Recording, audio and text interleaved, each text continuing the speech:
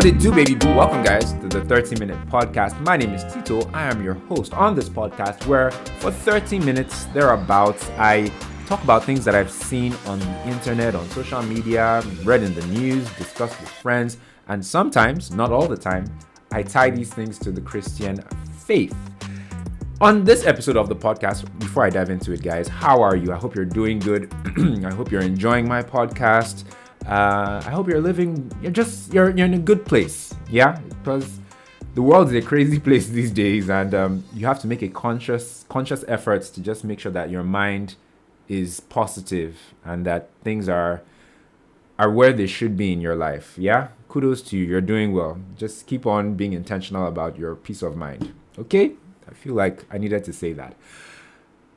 On today's episode of the podcast, we're going to be looking at a tweet from Pastor Bolaji Idowu, who I believe is the lead pastor of HICC, or Harvesters for short.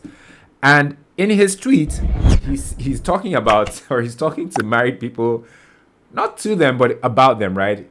Married Christian singles married. Did I just say married Christian singles? Married Christians as well as Christian singles. And in his tweet, which went semi-viral, he said, "What exactly is going on?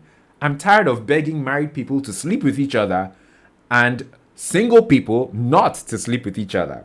So this is the challenge, right? And I think I should just set this precedent here and now so that I can stop mixing my words up. Ideally, I wanted to address this topic in one episode, i.e. talking to the Christian married couples and the Christian singles in one episode. However, I have so much that I want to say that I've decided to divide the topic into two. So on this episode of the podcast, I will be talking about the Christian married couples, while in the next episode or a future episode, we'll be talking about the dynamic Pastor Bolaji talked about with the Christian singles. So, with that foundation set, right, on this episode, we'll be looking at why, according to me, Christian married couples today, a good number of them, aren't sleeping with each other, or why there's crickets and tumbleweeds in the bedroom, in the bedrooms of lots of married Christian couples. Yeah. Now, before we do dive into the topic, I need you guys to do me a favor. If you're listening to this episode of the podcast on a podcast platform like Spotify, Google Podcasts, or Apple Podcasts, please do me a favor of reviewing this podcast by leaving a review or rating the podcast with as many stars as possible. It is very important and I'd really appreciate it. Feel free to share this podcast as well with anyone who you feel will enjoy it. Now, if you're watching this episode, because this is a video podcast, if you're watching this episode on YouTube, you know the drill. Please like the episode by clicking on the like button down below and subscribe to the channel as well by clicking on the black subscribe button. The 30-minute podcast now has its own YouTube channel. Yay! So like and subscribe and share. Essentially, that's what I'm saying. All that preamble aside, let's dive into the reasons why I think... Do I want to use the word sex? Will YouTube or will the platforms flag me if I use the word sex repeatedly in this episode? I think I'll need to find substitutes like lovemaking, coitus, and sleeping together or sleeping with each other. Yes, because I don't want to risk it. If I say sex too much, and YouTube is a bit sensitive, they may flag it and there may be issues. So yes, we'll use the aforementioned are those synonyms? Yes, those are synonyms, right? So the first reason why I think lots of Christian married couples are not getting it on in the bedroom these days is because of immense stress. Life is very stressful these days, especially if you live in a place like Lagos or in Nigeria. People are going to work, they're sitting in traffic, their bosses are stressing them out. That's just work. The commute to work and work. There's other things like cost of living, just family dynamics, crime rates. Things are just happening in the world and in people's lives these days that have people really stressed out. And once again, if you live in a country like Nigeria, where Nigeria is just a hectic place to live in, if you know, people are stressed out. So when, they come back home at the end of the day, they're tired, they're stressed out, they're exhausted, to now have to give somebody some good loving can seem like a chore. It's at those points, when you get home, you just want to relax, grab something to eat, watch something on, television or on Netflix or whatever, and maybe just pass out and have a good night's sleep, because you know that in a few hours you're going to do the whole thing all over again and start going to work and have another stressed out day. It's hard for couples to find the time to be with each other and to please and pleasure each other and whatnot. It's difficult. And for this reason, I understand why lots of couples schedule, lovemaking or schedule dates. Because if you don't schedule it, if you don't intentionally carve it into the calendar, into your schedule, it most likely won't happen with many other things in life. Moving on. Not nurturing friendship within marriage. I feel that friendship in marriage is very important, and you are more likely to be intimate with your partner, or to value intimacy with your spouse rather, if friendship exists, if you guys are friends. Because I'm sure many of you have heard or seen it where somebody who is married says that they love their spouse but they don't like their spouse. Or a man can say, I love my wife, but I don't like being in her company. I don't enjoy her presence. I don't like hanging out with her. And for some men who cheat, they say things like, my wife she's like a roommate, or we're like roommates, or she's like my sister. I'm not attracted to her, and all that. And you can tell that such men, they don't value the friendship, that's if there is any friendship at all, with their wives, or with their wife rather. Because if you see your wife as your friend, or more importantly, your best friend, you won't be talking to another woman, telling another woman that you see your wife as, your roommate, or somebody that just has kids or prepares your meals and stuff like that. The point I'm making is that friendship is incredibly important in marriage generally, but also with regards to what happens in the bedroom. Being friends with your spouse will lead to a better sex life, right? I'm not married, so I cannot validate this. But in theory, I think that if you and your partner, you and your spouse are friends, I do believe it will have positive ramifications in your sex life and in the bedroom. Moving swiftly on. Economic hardship is another reason why married Christian couples may not be having, sexy time in the bedroom as much as they should. When men have no jobs, or they're not earning as much as they'd like to earn, or they're not able to provide for their families, we have less of a desire to be intimate with our spouse, right? And this isn't good. And, women, they may feel left out, they may feel rejected, they may feel like their needs are not being met if their husbands feel this way because of, this thing that's going on with their earning capacity or their finances. And also with regards to women, right? Women are I just remembered an MC Light lyric, which goes, I get loose and produce large amounts.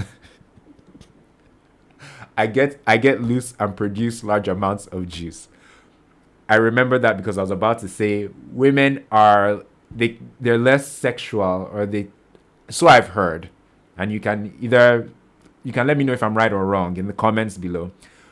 Women get less aroused or moist when their husbands are not bringing home the bacon, when they're unable to provide, when they're just being a bum at home, when there are bills to be paid, and especially in cases where she's the one covering those bills, women do not feel sexy in those moments of life. And like I said, they're less inclined.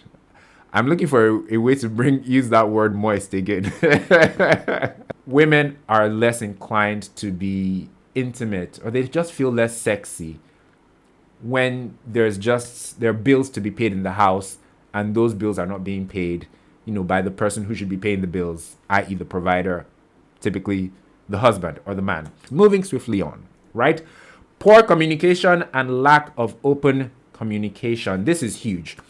From discussing things like, your kinks in the bedroom, how your day went, how you're feeling, physical fitness and body image, affirming one another.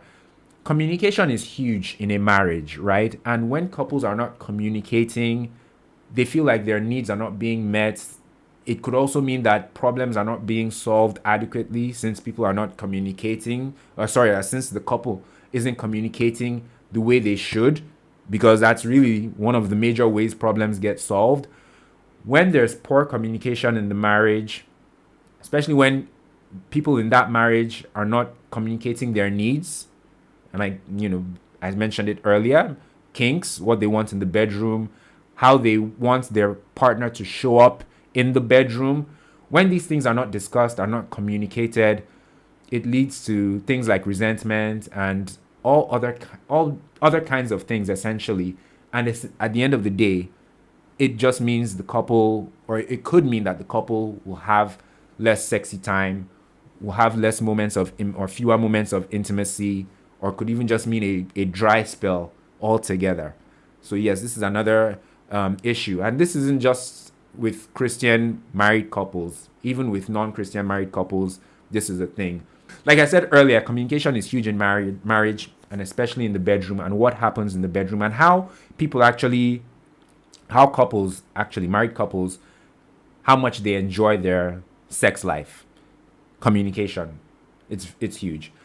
Resentment, anger, poor conflict resolution / conflict management. I take that again.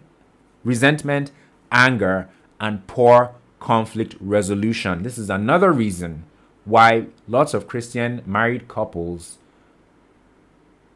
I want to say Christian couples, but I'm scared that people listening to this will think that that also includes single couples. No, I'm talking in this video about married couples, Christian married couples.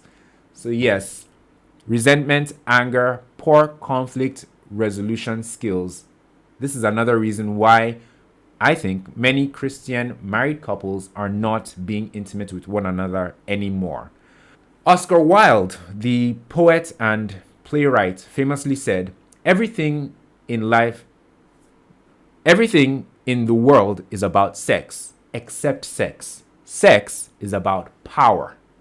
That second part of his quote, I think, is nowhere is it more evident. That's a good word. Nowhere is it more evident than in marriage. The power play that sex has, or the dynamic that sex brings into the power play of marriage. Yeah? Because, right, when married couples fight, they tend to want to hit each other where it hurts sometimes, right? And one of the strongest weapons, in fact, maybe the weapon of mass destruction, when couples go at it with each other when they're arguing, right, is to withdraw or withhold sex. That's like the WMD, like I said. It's very powerful, especially when women use it against men, because men, they really like their lovemaking and physical intimacy. It means a lot to us. So when women withhold sex, it's a serious tool to manipulate or for women to try and get what they want. It's not right, but it does happen, right? Men also employ that as well. Sometimes they deny their partners sex, and it could frustrate a wife, but I don't see it frustrating wives as much as it frustrates husbands. The tactic or the real weapon of mass destruction that men can use, that husbands can use against women or tend to use against women, is the silent treatment or the cold shoulder. And that's like, in war terms, or to use war as an analogy, that's like cutting off the water and electricity supply to the town or to the place that you're invading or you're attacking. Because if you cut off the water and the power, eventually things will crumble, life will become unbearable. So when men give their wives, or husbands rather, give their wives the cold shoulder or the silent treatment, it can really frustrate a woman. Can really, really frustrate wives, and maybe he thinks it will help him drive his point across or win the argument and stuff like that. It does have effects, sometimes positive, sometimes negative, but bringing it back to lovemaking and coitus and all that, withholding sex is a tool, is a tactic that lots of couples employ when they're trying to win an argument against their partner or prove a point. And I think we do see lots of couples these days, especially couples who are terrible at communication, effective communication and open communication, and who are also bad at sexual discipline and things like that. We see them employing this tactic of withholding sex from their partner. So this is yet another reason why Christian married couples may not be having sex. And it will surprise you that this issue of withholding sex can go on for a very long time. Days can turn into weeks, weeks can turn into months. Sometimes I wouldn't be surprised if we were to hear that there are couples who are still married, maybe happily, maybe not happy. I mean, I don't see how a couple cannot be having sex for years or over a year and still be happily married. But the point is, there are couples who are married who have not touched each other for over a year. It happens. You'd be surprised. Or maybe you wouldn't be surprised. It is quite common for couples to withhold sex. But more often than not, it's in the brief periods where they're arguing with one another and they don't want to be, intimate. And I feel it's wrong. Just to make a quick detour, that scripture, I think it's in Ephesians, where it says, don't let the sun go down on your anger. I believe that in a marriage, a husband and wife shouldn't let the sun set. They shouldn't let the day end with an argument pending, with an argument being unresolved. The issue can still be pending such that it hasn't been solved or resolved yet, but I feel they shouldn't go to bed with animosity against one another. They should establish before that day ends that they love one another and that they forgive one another and that they're not holding this thing that has caused the argument between them against them. I believe that's very important, and I believe that's something that I'm going to hold on to when I eventually get married one day. Yes, because, not even for the lovemaking aspect, just generally for the relationship between husband and wife. Yes. Anyway, moving swiftly on. You guys get the point. The era of sexual liberation, I believe, is another reason why many married Christian couples are not sleeping with each other. Because we live in this era where sex has been commoditized and people feel like it's something that you can just use to quench a thirst or to quell a feeling, right? The devil has successfully, should I say successfully? Well, to an extent, the devil has been able to get the world, many people in the world, to see sex as something other than what it was designed for. Sex was designed for marriage. Sex was designed to happen between a husband and wife. I know I sound very preachy right now, but I'm standing on the Bible and on the word. I don't want to conform and, be like, oh, well, da da da da da. Let's go with what the foundation, and my foundation is the Bible, please. So based on the Bible, sex is meant to happen between a man and a wife, right? But because of the times that we live in, and I don't know, all the things that have happened in the world through the maybe decades or centuries, sex has been viewed, or is now viewed, as a commodity, as something that is, like I said, not what it was designed for by God. Sex is something that you just access to quell, a thirst or a hunger, regardless of whether you're single or married, regardless of who you're using or what you're using to quench that thirst. So sex has been not bastardized, it has been adulterated, so to speak, right? So these are the times we live in where this is the mindset that sex is a commodity. Sex is easily accessible. Sex is not sacred. Sex is not meant to be had with just one person, i.e. your spouse. Sex is to be had with someone who you feel a close connection with and you feel a bond with, and this, that, and the other. All types of malarkey, right? That is not based on scripture. So because of this era of sexual liberation that we live in, there are lots of married people who have open marriages. A celebrity couple in America just came to mind. Keep my wife's name out your mouth. Anyway, yeah. So lots of couples, married couples, they practice open marriages where they're allowed to sleep with other people. There are also married couples who they are committed to one another, but they think it's okay to go out to step out in their marriages and to go and cheat and essentially commit adultery. And there are lots of people, particularly in Nigeria, and particularly men, where they feel like, so far as I'm providing for my family, as long as they're happy, as long as I keep a roof over their head and food on the table, I am allowed to occasionally seek comfort in the arms of another woman. And there are men who think like that. There are also women who think like that this man works so hard, he's so busy, he's providing for the family, but my sexual needs are not being met, and I do have needs.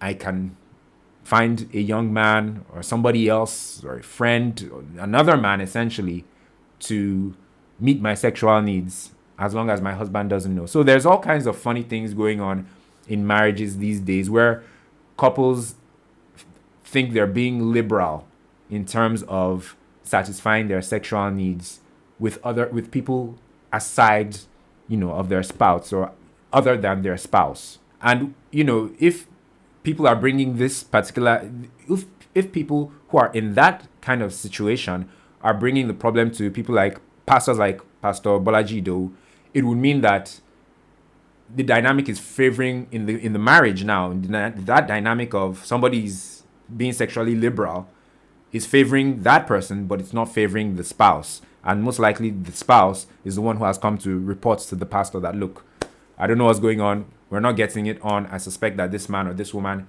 is getting their satisfaction in the bedroom outside of our bedroom. Yes. Moving on. Low sexual discipline is another reason why Christian married couples are not having sexy time with each other. Being a born-again Christian, right? Even as a single person, whether you're in a relationship or you're not in a relationship, as a single person, I think it's important to work on your sexual discipline, because sexual discipline in marriage, i.e. sticking to your spouse or your partner, right? It doesn't start in the marriage. You start developing your sexual discipline before you get married, when you are single. It's in that period of life that you form as a Christian single now, as a born-again Christian single person. All these terms that I'm throwing around. It's in that period of your life that you form your policy on premarital sex and how you're going to honor God with your body as a Christian single person, and how you're not going to, violate God's law or God's word concerning sex before marriage. When you are disciplined in that way, and you eventually find the person that you're going to get married to, and you do get married, being faithful to that partner, I personally believe, I don't have any way to prove it, but I personally believe that you will be a more faithful partner.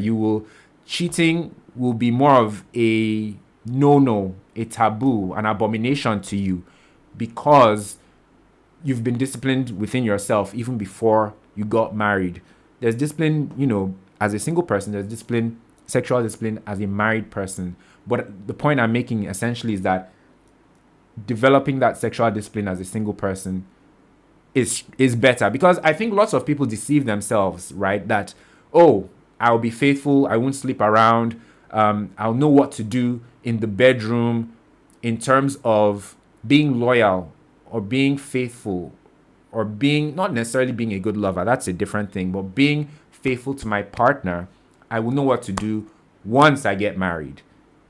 I don't think that's necessarily the case. For some people it works, but I think for most people it's better to develop that discipline before you get married. Point number 8, lack of an effort or the willingness to keep the fire burning in marriage. Lack of the effort or the willingness to keep the fire burning in marriage. This is yet another reason why I think many Christian married couples are not being intimate in the bedroom. The desire, is it the desire or the willingness or the determination or the consistency to show up for your spouse, to ensure that you guys are having the kind of marriage that works for both of you, the kind of marriage that both of you enjoy. That desire, people aren't working on that. People aren't pursuing that. Because as the years go by, there's the tendency for men, or for husbands, I should say, to be maybe less spontaneous, to be less romantic. We do see that. There may also be the tendency of women to, and men do this as well, but I think we see it more in women. There may be a tendency for women to let themselves go, to not take care of themselves or their bodies, and to take things for granted. And, because they believe, oh, I'm married, I don't need to put up a show for this man anymore. He should just take what I'm offering him, and men too, they could have the same mindset that she should just take what I'm offering her. If I can only do 2 or 3 minutes in bed, that's all I've got to give. She should just take that and keep it rolling, and let's get to sleep. And, we've got a long day ahead of us tomorrow. People take things for granted. They don't seem to be willing to show up or to continue impressing or romancing and pursuing their spouse with better performance, or keeping up their looks, or improving their looks, or their stamina, or their bodies, or the romance element of the marriage. You guys understand what I mean? That effort, it tends to wane over time. Married couples really need to be intentional about keeping that fire burning through the years in their marriage, on a daily and a weekly and even a monthly basis. It is very important. But I think people don't. They don't see they don't see this, or they overlook it.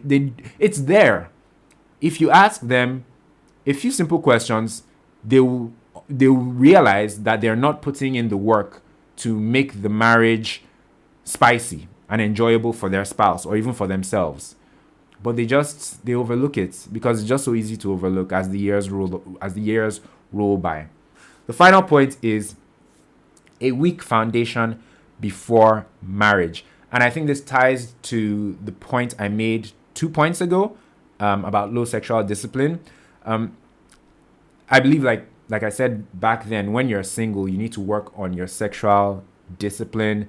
You need to work on your spirit. You need to work on think of the kind of spouse you want to be when you eventually do get married. Even if you haven't met the person that you're going to get married to, think of the kind of spouse you want to be. Think of the kind of marriage you want to have. You don't become a husband when you say I do, when you get to the altar. You become your husband, if I can be deep about it, in your mind and in your spirit first, well before you say your I do's. I mean, we all know how you can see somebody, a man or a woman, and say this person will make a great husband or this person will make a great wife, because they've just embodied those values and they've tailored their life to be the kind of husband or the kind of wife that they want to be. And those people tend to take things further, and they try, and even though they haven't met their spouse or they may not be in a relationship at that point in time, they have a vision for the kind of marriage or the kind of marriage, the kind of union that they want to have. And these thoughts, these mindsets, these personal things, sometimes they're spiritual, sometimes they're things you do in prayer, sometimes they're things you do in the spirit, sometimes they're things you do within yourself. But these personal things are the foundation that you set for the kind of spouse, the kind of partner that you want to be, and the kind of union, the kind of marriage that you want to have. And I think that many people who are married today, Christian couples, they did not do this homework. They did not set the right kind of foundation. And I think this is especially with cases of people who are married, who step out on their marriages, who commit adultery, who cheat. The foundation of who they want to be, of the kind of husband, the kind of wife they want to be, of the kind of marriage, I was going to say the kind of loving marriage, but let's just stick with the kind of marriage that they want to have. They did not set that precedent. They did not set that foundation. They did not set that foundation within themselves, And I don't think they set that foundation with their spouse when they were courting or preparing to get married, or even in the early days of their marriage. They did not set those foundations. And now that they're a few months or a few years into the marriage, the foundation is rocky and things are just going haywire, and there's no action in the bedroom anymore. So yes, these are, according to my notes, 9 reasons I think lots of Christian married couples these days are not having sexy time. And it's incredibly sad if that's the case. Because, sex is a great thing, and it serves a number of purposes in marriage, and it's very powerful. I think there are marriages crumble, lots of marriages fail or crumble for many reasons, for reasons that are largely tied to coitus and, lovemaking and intimacy, right? And that's just to, elucidate how important sex is in marriage. And I think it's also funny how many things translate or impact sex in marriage.